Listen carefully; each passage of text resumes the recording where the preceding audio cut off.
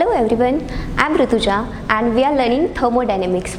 Now today we will see what is meant by heat and what is meant by work. Okay. Now work is what? Work is done to achieve motion against opposing force. Okay. When motion is, if we are giving force and then if there is a displacement, then we say that work is done. Again, there is requirement of opposing force also. Let's see the definition of work. We write work as W is equals to force into displacement. This is mathematical formula of work. Okay. Here applied force causes displacement, then we say that work is done. Also, if there is no opposing force there, then we can't say that work is done. अगर वहाँ पे कोई opposing force नहीं रहा तो work done will be zero. For example, work done in vacuum. Sorry, expansion in compression or expansion. Expansion in vacuum of a gas. Here there is no opposing force.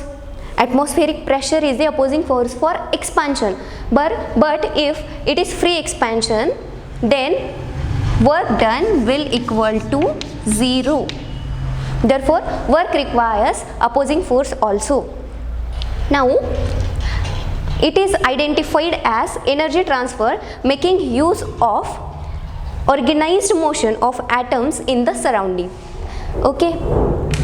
What it means?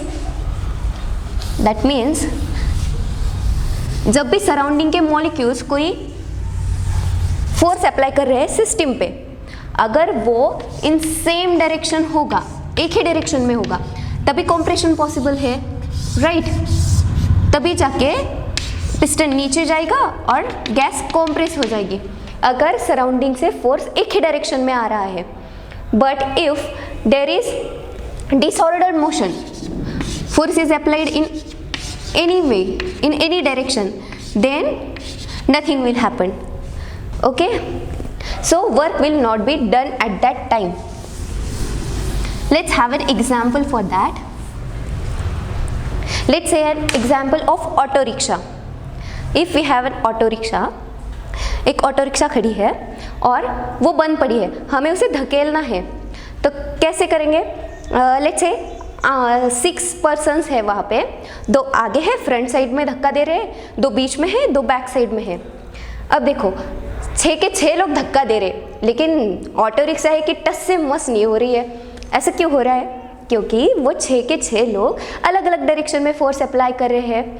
अगर वो force अलग direction में होगा तो एक दूसरे का force cancel हो जाएगा और रिजल्टेंट हमें कोई वर्क नहीं मिलेगा, सब वेस्ट हो जाएगा. तो ये जो वेस्ट है ना, इसे कहते हैं हीट.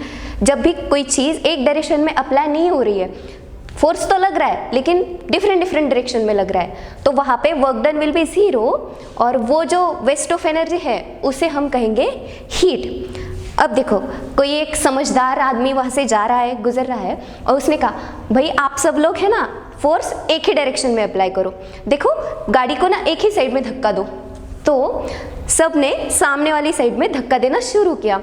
सब अपनी अपनी जगह पे ही खड़े हैं लेकिन सामने की तरफ धक्का दे रहे हैं. अब क्या होगा? गाड़ी आगे चली जाएगी. And this then we can say that work is done now. जब गाड़ी डिस्प्लेस हो गई है, अपनी प्लेस से आगे चली गई है, तो हम कह सकते हैं कि it is the work done.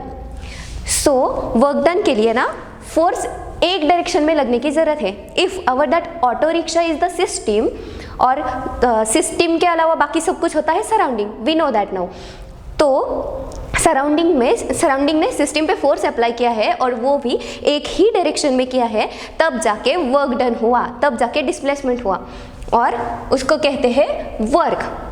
लेकिन जब सब लोग अपने अपनी तरीके से धकेल रहे हैं अलग अलग डायरेक्शन में, तब work done will be zero और सिस्टम ने जो भी वर्क किया है सराउंडिंग के ऊपर वो सराउंडिंग ने जो भी वर्क किया है सिस्टम के ऊपर वो सब वेस्ट हो गया हीट एनर्जी के फॉर्म में. This is difference between work and heat. Heat क्या है? Energy transfer making use of thermal motion in the surroundings. अब ये थर्मल मोशन क्या चीज़ है? That thermal motion means disorder motion of molecules. मतलब ये सराउंडिंग में मॉलिक्यूल्स है प्रेजेंट.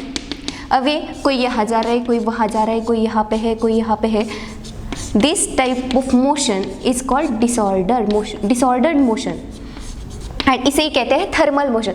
जब हम हीट करते हैं ना किसी चीज़ को, अगर ये किसी कंटेनर में है, पैक किया है और हम इसे हीट कर रहे हैं, तो क्या होगा? यही मोशन इंक्रीज हो जाएगी, इसमें हीट चली जाएगी, heat energy will increase and ये बहुत ज़्यादा विगरसली रोटेट करने लगेगी, विगरसली ये हवा भटकने लगेंगे. That type of motion is thermal motion. और जैसे जैसे टेम्परेचर बढ़ता है ये मोशन भी इंक्रीज होती है क्योंकि हीट एनर्जी कंटेंट बढ़ जाता है सिस्टम का. That's it.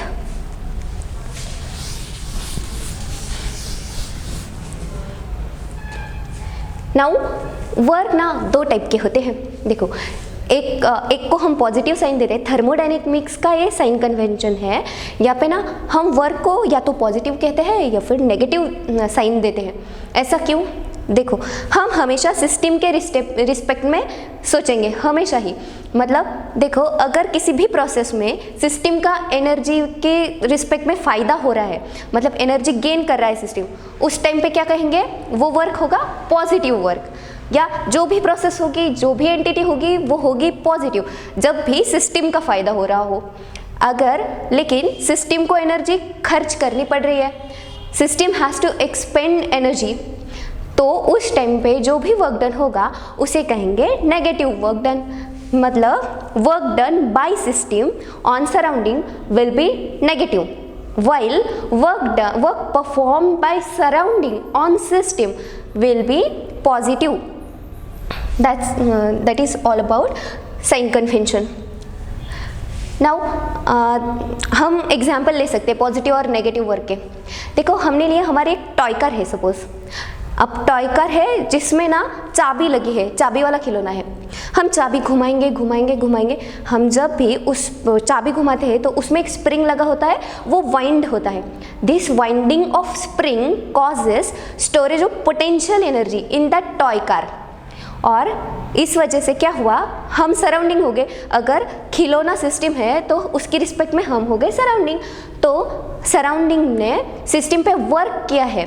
जब भी सराउंडिंग सिस्टम पे वर्क करेगा तो सिस्टम की एनर्जी इंक्रीज कर जाएगी, तो उस वर्क को कहेंगे पॉजिटिव वर्क. अब देखो, हमने खिलौना छोड़ दिया. अब छोड़ दिया है तो क्या होगा? चाबी घूमने लगेगी और उसके साथ साथ खिलौना भी आगे चलने लगेगा. तो एट दैट टाइम क्या होगा कि सिस्टम वर्क कर रहा है. अभी उसके अंदर जो पोटेंशियल एनर्जी थी उसे वो वेस्ट कर रहा है वर्क के फॉर्म में. तो अगर सिस्टम वर्क कर रहा है और उसकी एनर्जी डिक्रीज कर रही है, तो जब भी whenever system does work on surrounding, at that time energy is loosed, and that type of work is called as negative work, or that work is given sign, that work is denoted by negative sign. Okay, this is all about work. अब heat का देखते हैं. Now heat के respect में ना हम किसी भी प्रोसेस को दो कैटेगरीज में डिवाइड कर सकते हैं. One is exothermic process and another is endothermic process. Now what is difference between them? Endothermic means the word itself denotes that endothermic, that means it is taking heat inside. If in the system or in the while doing the process, if system is getting the energy inside it, at that time the process is called endothermic process. and इसके opposite है exothermic, एक्सो outside. सो जब भी किसी भी process में system heat को evolve कर रही है, सिस्टम हीट को बाहर फेंक रही है, उस टाइम पे जो भी प्रोसेस होगा उस टाइम पे उस प्रोसेस को कहेंगे एक्सोथर्मिक प्रोसेस. एक्सोथर्मिक का एग्जांपल हम ले सकते हैं, जैसे कि बिकर है, उसमें वाटर है और हम डाल रहे हैं NaOH के पैलेट्स. जब भी हम इसमें NaOH के पैलेट्स डालेंगे तो क्या होगा? NaOH डिसॉल्व हो जाएगा. और उसके साथ साथ हमें एक और चेंज देखने को मिलेगा कि हमारा बिकर है ना, वो गर्म हो जाएगा. Why the beaker is getting hot, because ये डिसोल्यूशन का जो प्रोसेस है ये हुई हमारी सिस्टम, ये पूरी की पूरी हमारी सिस्टम है। In the process of dissolution heat is evolve, heat बाहर जा रही है, ये है एक्सोथर्मिक प्रोसेस, और इसी वजह से सराउंडिंग जो है वो गर्म हो रहा है। और सिमिलरली जब कोई ऐसी प्रोसेस है जिसमें ना हीट अंदर एब्जॉर्ब हो रही है, तो वो हीट अंदर कहाँ से एब्जॉर्ब होगी, बाहर से ही आएगी ना वो हीट। तो बाहर की हीट अगर कम हो रही है तो हमारा जो सराउंडिंग है वो कूल हो जाएगा। तो एंडोथर्मिक प्रोसेस में सराउंडिंग कूल हो जाता है और एक्सोथर्मिक प्रोसेस में heat. That's it, that's all about work and heat.